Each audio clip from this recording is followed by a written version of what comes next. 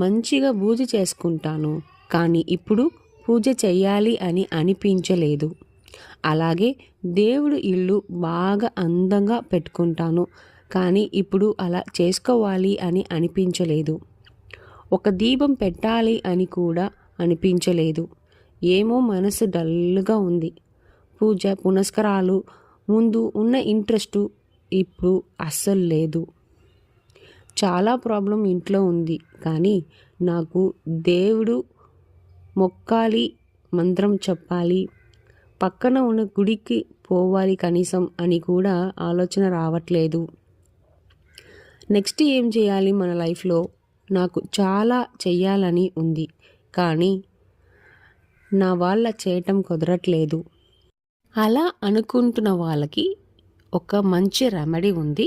తప్పకుండా ఈ వీడియోని ఫుల్గా చూడండి. ఎక్కడ